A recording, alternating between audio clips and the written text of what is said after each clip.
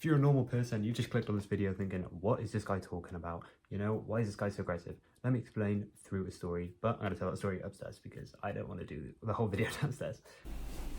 So, I was getting ready to go out with my grandparents, and I'd noticed that the thing that I was wearing, it was a gift from my grandparents, was kind of big on me. It looked like it was too big, and I'm not going to lie, I kind of was disappointed in myself because I thought, this isn't what I usually look like. I prefer to be kind of slimmer, and my waist was kind of wide in this, and I was kind of worried, you know. I was kind of being self-conscious, being a bitch, you know.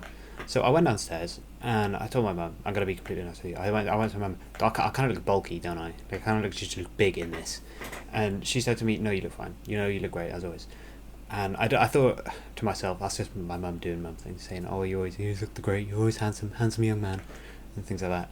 And I got in the car, getting ready to go to my grandparents, and I noticed how my sister was acting in the car. She had her phone out like this, and she was going at all the angles like this, taking them at fucking stupid angles, you know. And I was thinking, and I actually asked her this. I was thinking in my head, why are you doing that? So I literally asked her, why are you doing that? And she said, oh, I was just looking at myself. I was looking at myself, and it kind of made me realize how the more someone appears to look after how they look through cosmetics, usually not through just wanting to look nice, because I think there is a difference, which I will probably explain in this video, because I don't think this video is going to be very long if I don't.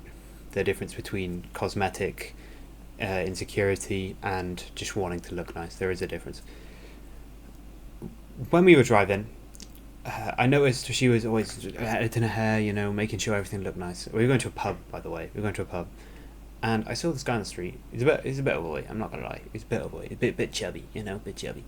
And he was wearing this kind of tight hoodie with this really colourful graphic on the front. There's this fucking colour, you know, rainbow colours all over it. I don't think he was gay. Separate reload. Just saying, you know. And I kind of, as soon as we drove past, I noticed that no one in the car stopped talking, and probably in the car behind us, no one stopped talking. No one's lives were changed from how this guy looked, and it kind of made me realise that I shouldn't worry about how much I look, because there are people out here just walking around in rainbow hoodies, and no one even takes a second or like a single electron to process that. Probably subconsciously they might, but because, you know, that's how humans work. We used to be hunters. We have to look out in the wild for new things. But no one actually cares. Realistically, at the end of the day, no one actually cares. Right now I'm wearing this. This is for summer. I'm wearing white and light blue shorts, and it's pissing it down outside. But you know, no one's seeing me. You know, no one's seeing me. And this idea in my head of no one seeing me, I can apply to a lot of things. If I want to go out for a meal, I'm going to make an effort to look nice, obviously. If I'm going out with my friends, I'm going to make it somewhat of an effort to look nice. If we're going out somewhere, that is. But I think people need to stop worrying about what they look like as an average for about 95% of the time. Because I'm just using this example of my sister because she is the prime example of I have to look 100% all the time. And you just don't, realistically. You put so much more stress on yourself to look a certain way for 100% of the time. And you put this belief in your head that you look a certain way when you actually don't. Like, you might, realistically, people who this is what I was talking about earlier about the cosmetic insecurity. If you're insecure about how you look, and there's one way that you think you look nice, which is with a full face of makeup and your hair done, then you're going to be pushing for that look to be your baseline. And it's not going to be when you've just gotten out of the shower and you've just put some warmer clothes on. Like now, I've got out of the shower like an hour ago maybe. I've done nothing. I haven't done anything to do with my skin or anything, you know. I haven't shaved. You can see I haven't shaved. I put the first two clothes I've put on, and I'm happy with how I look now. This is my average. This is my baseline. So if I drop below it and, you know, maybe my hair's a little messy, then I'll think, yeah, I don't look as good, you know. Fair enough, then I'm doing it out of my own self-respect. But I'm not doing it out of insecurity. You know, if I did my hair, I actually had hair, but it's all gone. Oh, my hair's gone. My hair's all gone. If I could cut my hair and things like that, and make sure my skin's all good, and make sure all the clothes I'm wearing are ironed, that would be just me respecting myself. But if I thought of that as being my baseline, that as my average, then I would be putting so much more stress on myself for no reason at all. then it's just insecurity. So what should you take away from this little section of the video? If you're pushing towards a certain look, where this look you're pushing towards is your best, this is your 100%. If you always think that you need to look like your best, then you're doing it out of insecurity, and you're going to stress yourself for no reason. And stress is known to contribute to pretty much every negative factor you can. You know, it can spread cancer quicker, hair loss, more acne breakouts, poor liver, what's it called?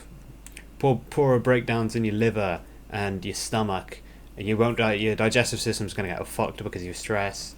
It's so bad, stress for you. It is so bad. So one way to limit it is create a new baseline for yourself. If you're listening to this and you're thinking, yeah, I kind of always think I should look at 100%, and you're thinking, that kind of sounds like me. What I want you to do is find a place, or find really hard because you'll try this a lot. Find some outfit, like a basic outfit. Maybe it's just joggers and a t-shirt, and washed as your new baseline. And you might have to get used to it, like going out and kind of being scruffy. The other day I went to Lidl. It's a shop. Lidl's a shop with a pair of Crocs on and shorts and a jumper, and it was raining outside. Like, I don't even care about that, you know. That's my baseline now, is just as long as I'm clean, I'm happy to present myself in a way that's clean, and that's fine with me. But I would never go out if my hair was messy, or I was just wearing some fucking broken clothes. You know, I have some standards for myself. Yeah, I've kind of been yapping for this video, I'm not gonna lie. It just kind of annoyed me in the car, seeing how much insecurity plays a role in what you wear. Wear what you're comfortable with, but if you're uncomfortable with an average look, then you need to probably change your mindset on things. I think the best way to do it is to just get used to it, unfortunately. This is one of those things, there's no 5 tips to get used to looking average, you know. And I'm not saying try to be unattractive. I'm just saying don't spam fucking hairstyles and cosmetics on your face to look great. You know, just chill out. Take a step back. Take some steps back. You know.